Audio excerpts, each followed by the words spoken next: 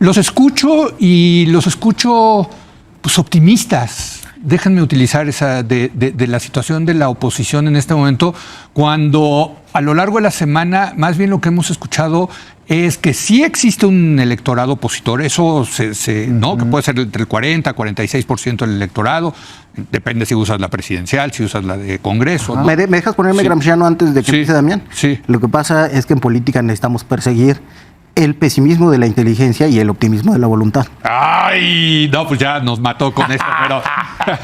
No, pero a lo que decía, sí hay un electorado, eso sí se registró esta semana, pero también, digamos, de lo que se habló mucho en esta mesa es que los partidos no están logrando capitalizar, que hay una especie de orfandad de ese electorado opositor con los partidos que deberían de alguna manera canalizar ese voto opositor.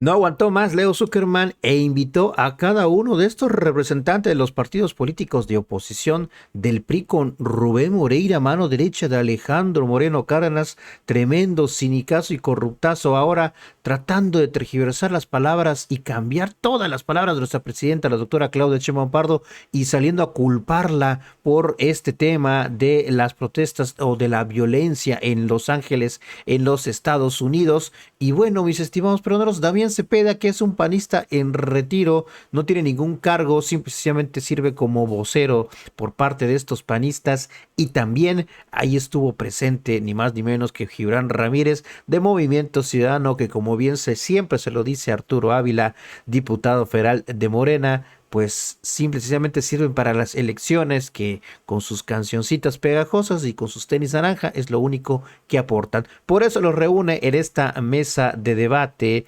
nuevamente Leo Zuckerman, porque así se los dice de frente: esta oposición no tiene autocrítica, han venido disminuyéndose prácticamente, no representan nada, y pues ahí está Morena haciendo lo que quiere según Leo Zuckerman. Vamos a verlo. Han sido muy duras las críticas que se han tenido en esta mesa acerca de la oposición en este momento en México. Se ha dicho que no hicieron la autocrítica, que están muy cómodos después de haber perdido en el 18 y en el 24, que no han hecho labor de tierra, labor de base social. En fin, ha habido muchas críticas, pero creo que el consenso desde fuera es que tenemos una oposición tremendamente disminuida en México frente a este partido hegemónico que es Morena y sus aliados. Quiero la opinión ahora de los que lo están viendo desde dentro, empezando contigo, Damián Cepeda. ¿Cómo se está viendo? A ver, yo te diría que estoy de acuerdo en algunos de los comentarios y en otros difiero en muchas cosas. Primero, creo que claramente existe oposición en México, tanto desde el ciudadano como partidos políticos. Creo que perdemos a veces la perspectiva y la numeralia pues empieza a hacerse un lado y a dominar una narrativa impulsada muchas veces desde el propio gobierno. ¿Por qué digo lo siguiente? La última elección del Poder Legislativo quedó 54-46. Ese es el resultado real de la elección. Por supuesto, ese 46% que votó por una opción distinta a la coalición gobernante no está consolidado en un partido, pero es voto de alguien que quiere algo distinto al gobierno. De ahí agarraron y a través de una manipulación lograron una mayoría artificial que el Tribunal Electoral validó, que hoy vemos que se perdió toda objetividad en este lugar, y que a partir de ahí han venido actuando como una mayoría aplastante que hace sentir que no existe oposición en México. Pero la verdad es que nadie les dio el poder para poder haber hecho la reforma al Poder Judicial, nadie les dio el poder para haber desaparecido organismos autónomos. Pero es un hecho. Pero sí, Leo, pero creo que es importante señalarlo. ¿Por qué? Porque la solución está ahí. O sea, ¿cuál es la solución? Con el voto en el 2027 particularmente, ir a lograr contrapesos reales en el poder legislativo. Eso creo yo. Oye, ¿implica que están bien hechas todas las cosas de la oposición? Sin duda, ¿no? Yo soy una de las voces más críticas al interior de mi propio partido. Respeto a los otros partidos, creo que cada quien tiene que hacer su propio análisis. A mí me parece que si bien existe la oposición, tanto por ese voto porcentual como por la mitad de las capitales del país gobernadas por algún partido político de oposición, es que no es menor, pues, ¿no? Como todo por 8 estados gobernados por algún partido político de oposición, me parece que sí tenemos una circunstancia muy compleja por una fortaleza de un gobierno y un partido en el gobierno que ha logrado tener mucha popularidad, que ha logrado instalar su narrativa, que ha atentado contra la democracia y por otro lado con errores propios o falta de análisis autocríticos que nos lleven a una renovación para poderle presentar a los mexicanos una alternativa. Sí, se ha hablado de narrativa, que claro, también hay una falta de narrativa, digamos, para mí es la clave, y ahorita lo elaboro. Sí. No basta con decir que no. Yo desde el PAN digo, nosotros tenemos que articular un proyecto que le diga a los mexicanos cuál es el México mejor que nosotros ofrecemos y que podemos hacer posible. Rubén, ¿cómo lo están viendo desde el Partido Revolucionario Institucional?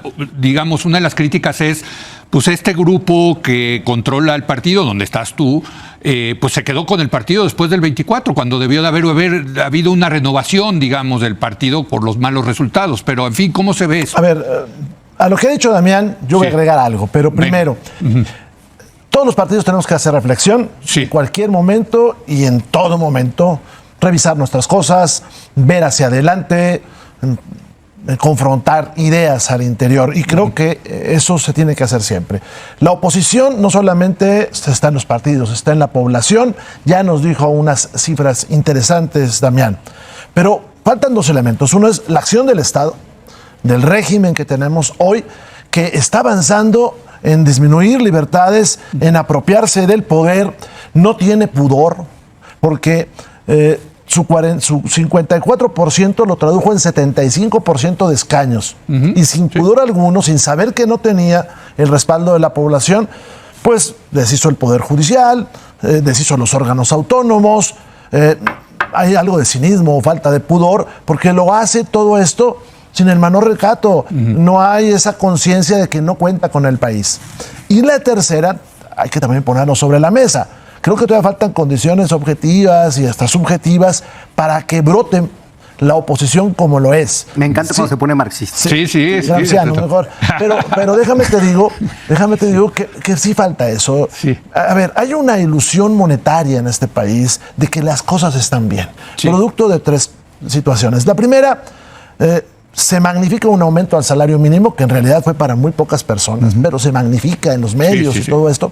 La segunda, las remesas que venían creciendo, y la tercera, los programas sociales. Totalmente. Entonces la gente dice, yo tengo dinero. Sí. Oye, ¿está el Poder Judicial en riesgo? Pues no lo sé exactamente, pero yo estoy recibiendo dinero. En el momento en que empieza la crisis, van a ser otras las circunstancias. La oposición, pues tal vez nos falta hacer cosas, pero creo que sí hay propuesta, y creo que una parte de la propuesta es evitar la destrucción de lo que hoy está sucediendo, ¿no? No todo te tiene que cambiar por cambiarse. Sí. Yo pondría esos tres elementos, incluyendo el marxista. Sí, nos pusimos marxistas. En las mesas que hemos tenido, Gibran, sí se ha dicho que Movimiento Ciudadano se cuece aparte, ¿no? De la situación que está viviendo el PAN y el PRI. Es un partido que está en crecimiento, pero también, pues, no han logrado rebasar ese 20%, digamos, ¿no? O sea, que también le falta narrativa, en fin. ¿Cómo se ve el tema desde Movimiento Ciudadano? ¿Quién sabe si nos falta narrativa? Yo creo que no. Yo creo que por eso están tan preocupados. Vimos a Luis Alcalde diciendo no hay nueva política, intentando descalificar la narrativa que hemos generado desde la campaña de la presidencia, que creemos que además está muy bien cimentada en las propuestas que hemos hecho. Yo, desde luego, también soy gramsciano. Nos vamos a poner más... ¡Wow, Dios mío! En esta mesa te acordarás... Somos de escuelas distintas, Somos de escuelas distintas. Te acordarás, Leo, que durante toda la pandemia podía verse detrás de mi estudio un cuadro gigante de Antonio Gramsci. Sí, correcto. Que me lo criticaron mucho en las redes. Sí. Y creo que parte de el papel de la oposición está en las ideas. Es verdad lo que dices de que la oposición no tenemos poder, o al menos no tenemos mucho poder, pero sí que le hemos ido marcando agenda al gobierno. Desde Movimiento Ciudadano se ha puesto, por ejemplo, el acento en la ley Silla, que fue lo primero que se aprobó, digamos, de la oposición en esta legislatura, Hemos estado presionando con el asunto de las 40 horas, algo que la presidenta retomó por lo menos en el discurso, con mejorar las condiciones de los trabajadores del Estado, que abrazaron en el discurso y que sin embargo no han publicado, no han hecho la declaratoria constitucional. Es decir, vamos avanzando en ese terreno de las ideas y va quedando muy claro que no son la defensa del pueblo que ellos planteaban desde el principio. Después, lo que hemos hecho, y creo que se notó en las elecciones de Durango y de Veracruz, es ir construyendo capacidades para la disputa del poder. La política es sobre todo construcción de voluntad colectiva, y eso tiene la dimensión de tierra, esta dimensión material, y tiene la dimensión de las ideas. Y creo que se vio muy claramente cómo tanto en Durango como en Veracruz el oficialismo retrocedió en ambas cosas. Por ejemplo, el PT jugó de oposición en Veracruz. Sí, sí. ¿Y le costó? Le costó mucho a Morena. Y en Durango no tuvieron la victoria que dijeron que iban a tener, y en la capital los mandamos al tercer lugar, con una votación muy importante de Movimiento Ciudadano. Esto quiere decir que cuando hay divisiones en el poder y cuando hay inconsistencias, eso puede aprovecharse por una oposición consistente. Es decir, cuando haya sangre, tiene que haber tiburones alrededor. Si no, no va a haber posibilidad de superar estas fracturas y estas inconsistencias que hay en el actual régimen. Los escucho y los escucho pues, optimistas. Déjenme utilizar esa de la situación de la oposición en este momento, cuando a lo largo de la semana, más bien lo que hemos escuchado es que sí existe un electorado opositor, eso ¿no? Que puede ser entre el 40 y 46% del electorado, depende si usas la presidencial, si usas la de Congreso, ¿no? ¿Me dejas ponerme gramsciano antes de que empiece Damián? Sí. Lo que pasa es que en política necesitamos perseguir el pesimismo de la inteligencia y el optimismo de la voluntad. Ay, no, pues ya nos mató con esto, pero... No, pero a lo que decía, sí hay un electorado, eso sí se registró esta semana, pero también, digamos, de lo que se habló mucho en esta mesa es que los partidos no están logrando capitalizar, que hay una especie de orfandad de ese electorado opositor con los partidos que deberían de alguna manera canalizar ese voto opositor. Damián. Yo te diría dos cosas. Primero, hay un refrán popular que dice que uno de los mayores logros del diablo es convencer a la gente que no existe. Yo siento que eso trae mucho en la mente de Morena y el gobierno. Pero es que al revés, el que habla mucho de la oposición es Morena. No. Ya hasta le echó la culpa a la presidenta. Pero en términos... tiempo, esa es una incongruencia. Pero bueno, sí. Pero en términos, y medio esquizofrenia, digamos, discursiva, en términos de no existes, pero luego eres culpable de los grandes males del país. Entonces, dime cuál de las dos, ¿no? Sí. Ok. No, pero yo sí creo que es una línea discursiva. El querer minimizar y decir están derrotados y no sé qué. Yo sí creo que tenemos serios retos por delante.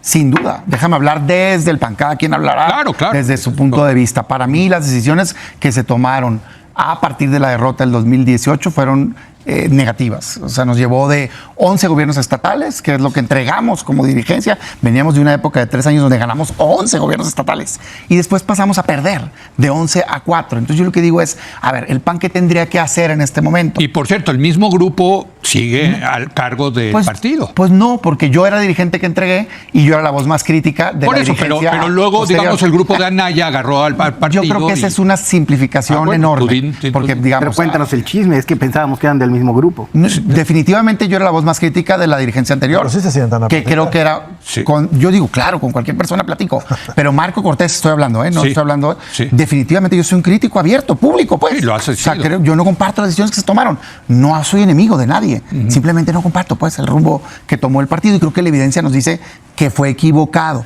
Pero tú eres una minoría en el PAN. Bueno, pero... Esa es la realidad, cuando deberías de ser la mayoría, porque pues los que tienen la mayoría son los perdedores, man. Yo creo, estimado Leo, no se trata de mí, déjame quitarme. Okay. Yo creo que viene ese debate en el PAN y creo que esta idea de quienes hemos estado criticando esas decisiones ha avanzado. Y para mí no me sorprendería, de hecho creo que lo más probable es que cambie de rumbo unas decisiones del partido. Pero vamos a ver, es un debate que tenemos que dar. ¿Qué haría yo? ¿Qué pongo en la mesa? Se me acaba el tiempo. 3 cosas y las elaboro en las que siguen. El PAN no se reinventa o se muere como opción política de cara al futuro. No mañana, pero sí en el mediano plazo. Tiene que abrirse al ciudadano, tiene que recuperar su identidad y decirle claramente a los mexicanos qué representamos. Y 3, tiene que entregar las candidaturas a los hombres y las mujeres más competitivas, desde la presidencia de la República hacia la última alcaldía. Yo creo que si hace eso, tiene una oportunidad de recuperar confianza del ciudadano. Rubén. Yo me voy al segundo tema de lo que hace rato hablé.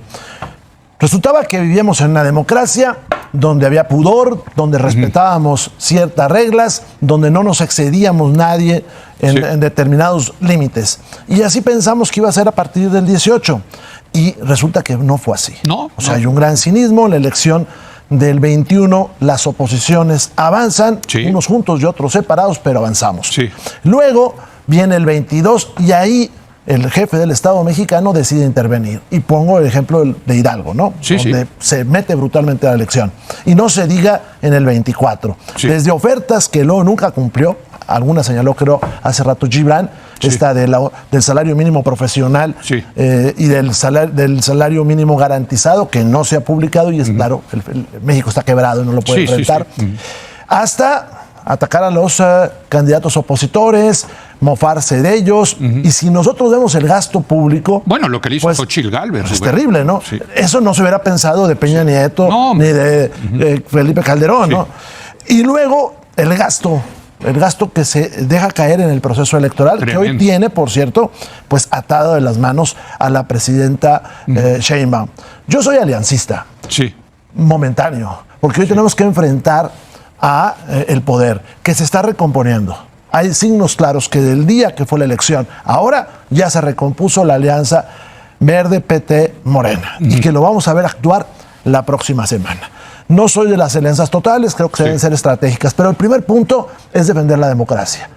Lo que pasó en Papantla, lo que pasa en Poza Rica, nos debe de alarmar a los otros partidos. O sea, ¿cómo es posible que tienen las sábanas, tienen las actas y resulta que aparecen otros datos? Nos debe de alarmar y debemos darle seguimiento a lo que vayan a hacer los órganos electorales. Entonces, yo tengo esa postura momentánea porque vamos a enfrentar un monstruo y tal vez si no lo paramos ahora, sea muy difícil en las próximas décadas hacerlo, porque no tienen pudor. Y lo vimos con la elección del Poder Judicial. Bueno. Los otros partidos hubieran reaccionado con alarma y hubieran dicho, esto salió mal, esto está mal, vamos a recomponer, a buscar legitimidad. Acá no, sencillamente le subieron al radio y le aceleraron al carro. Muy bien. Gibran, adelante. Sí, fíjate, después de las elecciones de 2006, que yo creo que fue un error del régimen de la transición, cómo se gestionó, todavía hubo un intento de recomponer en una reforma electoral 2007-2008. Eso es algo que no vemos actualmente. Y para evocar escándalos previos que me hacía pensar ahorita Rubén en eso, el Pemex Gate todavía le dio vergüenza a los priistas, pero lo que pasó con el fideicomiso del sismo de Morena, que se lo perdonó el tribunal, lo que no se ha investigado, y si se ha investigado no se ha hecho público, el financiamiento del huachicol fiscal a las campañas de 2021, o la cercanía que ha tenido Morena en Sinaloa con grupos de la delincuencia organizada que secuestraron a secretarios de organización del PRI y al secretario de organización del partido sinaloense. Todo eso por lo menos se intentaba disimular. Siempre hemos sabido que los gobiernos en Sinaloa pactan con el crimen organizado y que de alguna manera generan ahí una relación, ellos dicen estratégica para la gobernabilidad, pero nunca se había hecho de esta manera y con este cinismo. Entonces creo que sí estamos en un momento crítico. Creo que para superar ese momento crítico sí tiene que venir un cambio generacional. Hemos visto en las encuestas de valores... En los partidos de oposición. En los partidos de oposición. Hemos visto en las encuestas de valores que la generación Z es mucho más conservadora moralmente que las generaciones antecesoras, y quizá ese conservadurismo moral o esa cercanía con valores que otrora se consideraban tradicionales sea necesaria de abrazar también en la política. Y también, desde luego, no soltar la fuerza de las ideas que durante la transición a la democracia se abandonó por completo por la pragmática electoral. Ahora, por ejemplo, el Poder Legislativo está muy pobre de voces que den un debate de altura. Rubén destaca en la comisión permanente y los manda a leer. Ya mandó a Andy López Beltrán a consulta. Andrés Manuel López Beltrán. Andy, sí, ese. Lo mandó a consulta psicoanalítica al diván y además le especificó que fuera con un lacaniano, ya nos contará después. Es granchando y lacaniano. La búsqueda del otro, es lo que le anda fallando. Sí, es más bien lector de la Clau, eso de Gramsci y Lacan me suena a que va por allá. Y en esto hay que tener paciencia, no pensamos que vaya a ser como el siglo XX panista, una brega de eternidad, pero sí creo que vamos avanzando en la lucha de lo local hacia el centro. Bueno, Bueno, me queda una última ronda y sí quiero poner sobre la mesa otro tema que ha salido acá, que es la falta de liderazgo de la oposición, ¿no? Lo que durante muchos años con Calderón, luego con Peña, fue la figura de López Obrador. López Obrador era el líder de la oposición, que encarnaba cierto proyecto, cierta narrativa, en fin. Eso no existe, me parece, ahorita en la oposición, creo. Lo pongo sobre la mesa, y lo que muchos dijeron es, la oposición ya tiene que empezar a pensar en el 2030 y quién va a ser su candidato presidencial para irse posicionando como el líder opositor de la 4T. Fíjate, lo pongo sobre la mesa, Damián, ¿qué te parece? Es un gran debate. Yo difiero que va a llegar un Salvador a resolver los problemas. Creo que el ejemplo de López Obrador es un caso atípico. Se construyó a lo largo de 20 años, si no es que más. Sí, ¿no? sí. Y no lo tiene ni Morena. O sea, Morena no tiene a un López Obrador. Punto. O sea, sí es un personaje atípico en la historia. Yo lo que creo es que tiene que construirse una carretera de competencia libre. Yo creo en la competencia en todo, en términos económicos y en términos políticos. Pero abrir esa competencia. Primarias abiertas, completamente abiertas. Sí. En donde, por lo menos yo se lo propongo al PAN, pero si al final haces una final y finales, bueno, en donde compitan los perfiles. Es que todo el mundo se quiere ganar en la mesa, pues, ese tipo de cosas. Que no, gánatelo en la calle. Yo a eso me refiero cuando digo que el PAN se tiene que reinventar. Ese, de hecho, el tercer eje, que digo, y debería aplicar para todas las gubernaturas que vienen. Nada de que quién conviene. Para las del 27. El que se las gane. Todas. Y las alcaldías. Pero te van a hacer caso, Damián. Bueno, no es que me hagan caso a mí. Estoy empujando el debate y creo que sí está ganando al interior del PAN esta visión. Sí. Dos, me parece que tenemos que recuperar identidad, que es lo que decía yo ahorita. Y es mensaje. Yo me aparto de los mensajes radicales, ¿eh? Creo que eso ya probó fracasar. O sea, claro que tienes que defender con fuerza alianza las con ideas. el PRI. Yo en lo personal, desde que se hizo, nunca estuve de acuerdo, voté en contra, me he manifestado muchas veces, no ofendo a nadie, simplemente creo que para nosotros no es algo congruente y no resultó en términos de electorado, en términos de lo que quiere el ciudadano. ¿Qué creo que tendríamos que hacer? A ver, las cosas están mal en el país, hombre. 25 millones de mexicanos con rezago educativo, 50 millones sin acceso a salud, más muertos que nunca en términos del sexenio anterior, y la tendencia no es cierto que esté cambiando. Lo que necesitamos es una alternativa para la gente, y eso no va a lograrse que los mexicanos volteen a vernos si lo único que escuchan son gritos de todo es culpa de aquel y de vuelta. No, a mí me parece que en medio hay mucha gente que hoy puede simpatizar, a lo mejor con Morena, pero que está consciente que no es una buena idea que tenga 2/3 partes en el Congreso, por ejemplo, porque lo que hizo fue destruir al Poder Judicial. Entonces ahí creo que empieza, en el 2027, poniendo una alternativa concreta para generar contrapesos y entonces sí, de cara a 2030, poder presentar un proyecto que pueda cambiar el futuro de este país. Pero para hacer eso, cada uno de nosotros, en mi opinión, tenemos que fortalecernos también al interior y poderle decir a la gente, esto represento,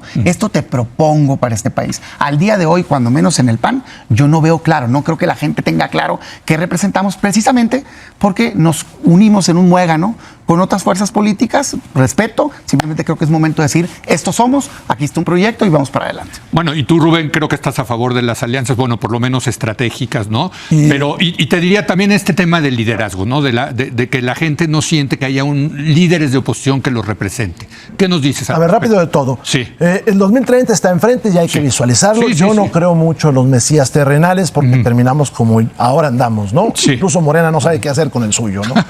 Me preocupa el 27 porque el régimen se está preparando para apoderarse de todo. Sin pudor. Van por todo. Y sería muy inocente no ver lo que viene a partir de lo que nos ha sucedido y pensar que ellos estarían dispuestos a dejar el poder.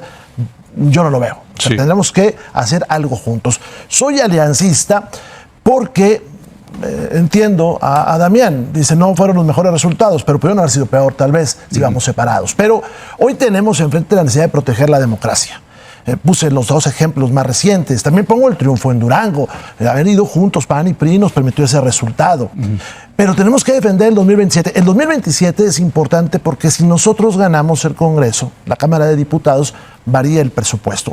Cedillo se sienta a dialogar cuando pierde la Cámara Baja. 97. Y lo mismo le sucede a Calderón, a Fox, a Calderón, a Peña. Entonces tenemos oportunidad. Pero además en la Cámara de Diputados está la Auditoría Superior de la Federación. Y además en la Cámara de Diputados hay comisiones para vigilar seguridad. Yo no sé si sepas, pero tenemos creo que 4 años sin que funcione la Comisión Bicameral de Seguridad Nacional.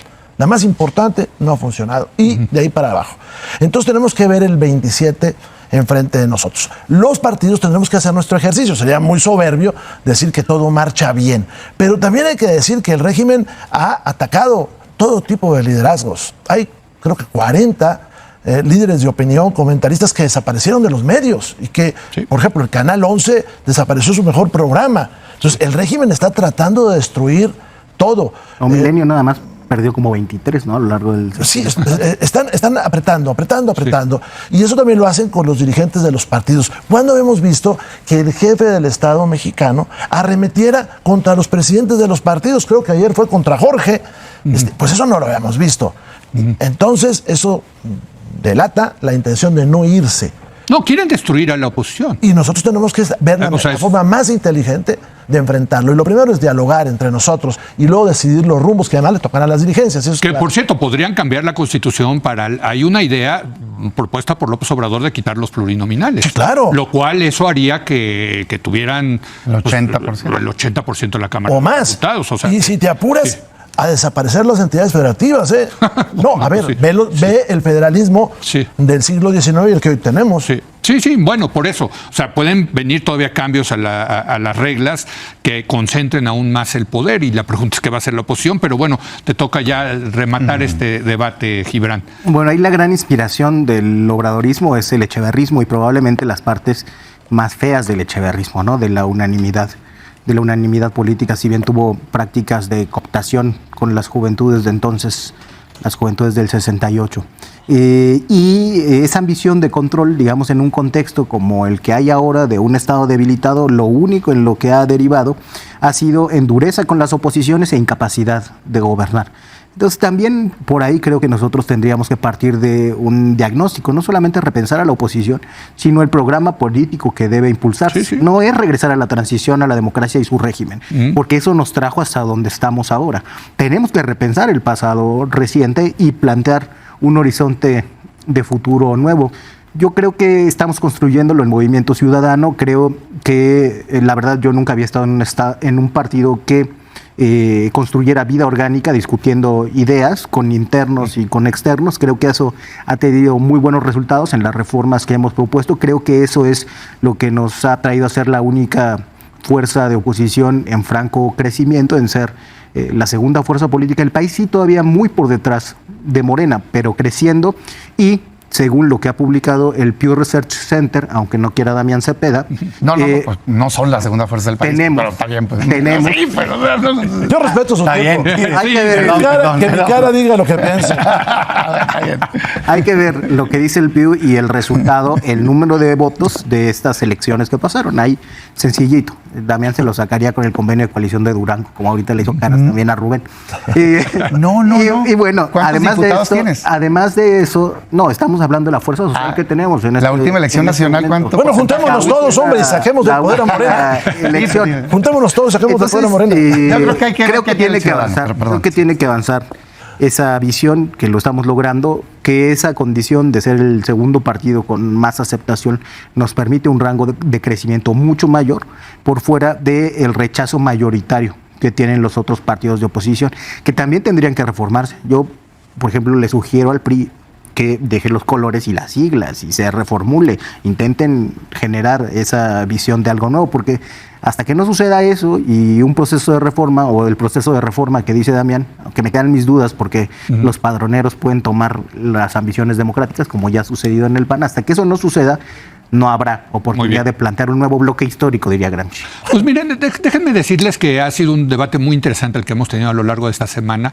Y otra de las cosas que, digamos, de los consensos que hubo tanto de gente simpatizante de la 4T como de gente que no simpatiza con la 4T, es la necesidad que tiene este país de tener una oposición real, verdadera, útil, fuerte, que sea contrapeso, que sea el principal contrapeso a el régimen de Morena, ¿no? O sea, sí necesita, en una democracia se necesita una oposición. Sin oposición, pues no hay, ¿no? O sea, ya cuando digas, no, como digo, a mí me tocó vivir todavía en las épocas gloriosas del PRI autoritario, donde pues no había oposición, ¿no? Más que un poquito, muy chiquita. Pero hubo un PRI que reflexionó. Claro. El PRI es un partido que nace en una revolución. Sí. Que, como todos los de ese tipo del siglo XX, y cuando se separa de su momento fundacional, decide la apertura.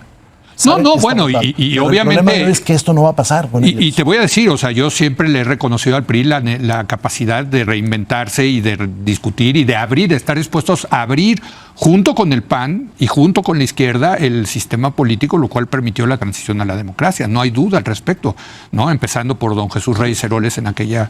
Para mí parte del problema es que los En la del planteamientos... 63, Bueno, 63 siendo diputado. Sí, siendo diputado en los partidos, los diputados de partido, Sí. pero luego la del 77. De hecho, recicló su discurso en la Cámara. Cámara de Diputados cuando era Y el secretario trauma de- de haber tenido un solo candidato en este país, nosotros lo resentimos. Correcto, Y en la por de eso ese- hubo apertura.